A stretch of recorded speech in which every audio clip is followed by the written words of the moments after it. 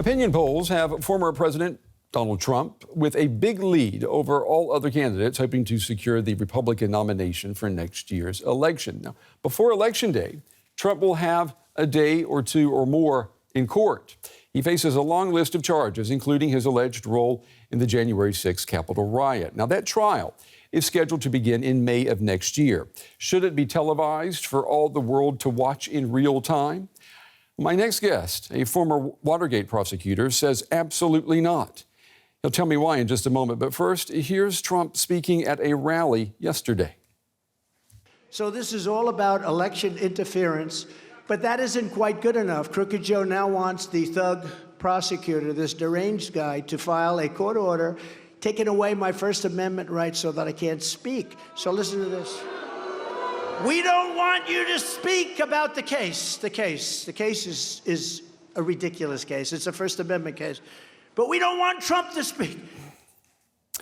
All right, I want to pull in now Nick Akerman. He is a legal expert and also a former Watergate prosecutor. He joins me from New York City. Mr. Akerman, it's good to see you again. Trump's lawyers, they would like to see this trial, all of his trials, televised. And it's something that you have written about in a New York Times op-ed piece today. And your first argument against doing this, you say it's the safety of the jurors. Explain. Well, it's the safety of the jurors and the safety of the witnesses. The problem is once the jurors and the witnesses are identified and they're on television and people testify, they're at risk. You've got people out there that are just crazed Trump supporters that will go to all lengths to try and avenge Donald Trump. We saw that happen in Cincinnati at an FBI office after the FBI had executed the search warrant on Mar-a-Lago. And I think we saw it today. I think there was an incident today where somebody who had threatened the life of Alan Bragg, who was the prosecutor in the state case in New York, the prosecution against Trump here, and against Joe Biden. And there was a shootout and this individual died. So these are people who will go to extremes. And the problem is once you put those pictures on the screen and on television for the entire world to see, whether you're a juror or a witness, you're at danger. And if the idea here is transparency, it's not very transparent if you have to hide the faces of the juror and have to hide the faces of the witnesses when total transparency really allows you to get a take on the witnesses' demeanor and how credible they are and what they say. And so, to me, this is a huge downside to putting this on television. And judges, federal court judges, they're supposed to be the boss of the courtroom. They have the authority and the responsibility to maintain order during a trial. Would that be possible with cameras in the courtroom and maybe more importantly, with Donald Trump sitting on the witness stand? Well, it's not just Donald Trump sitting on the witness stand. It's Donald Trump sitting at the defense table. I mean, the problem is he may not have been a good president. In fact, I think he was a terrible president. But the one thing that this individual excels at is reality TV. And he would do everything he could, coming up just to the line of contempt where the judge might come down on him through facial gestures, through outbursts, through all kinds of statements that would basically turn this case into a circus.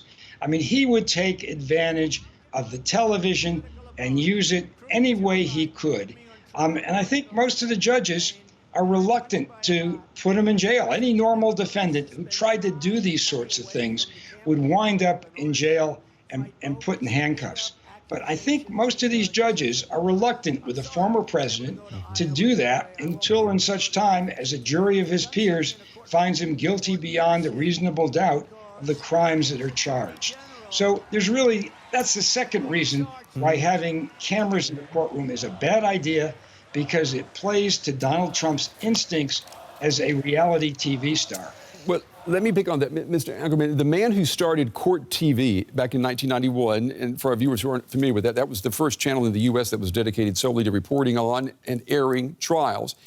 He's in favor of televising the Trump trial, and he argues that Americans will believe the verdict only if they can see it when it happens. What do you say to that? I don't think that's true at all, because you're going to still have the partisan divide. The Trump partisans are going to say, oh, the whole thing was rigged.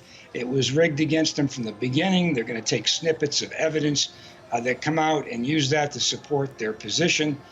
The other side is going to take snippets out. I mean, it's just not going to satisfy the public. What will satisfy the public is once there's a jury trial and there is a verdict, that will satisfy the public. What they really need, if you want full transparency here, is the media has to up its game in how it reports these trials.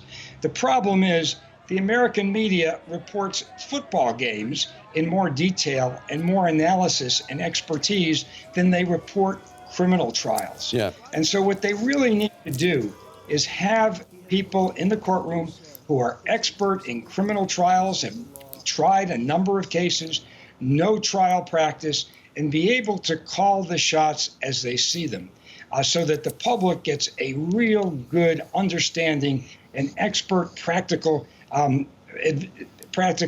review of what happens each day in the courtroom. I mean, for example, in the Jean Carroll case, I mean, that was a case, by the way, the judge didn't allow the names of the jurors to be shared with the public or with either party out of fear for their safety. Right. But also it was a case where Jean Carroll, the main issue there was her credibility. She took the witness stand one day, and then Trump's lawyer spent a day and a half cross-examining her, which was absolutely the worst thing he could have done. Nobody.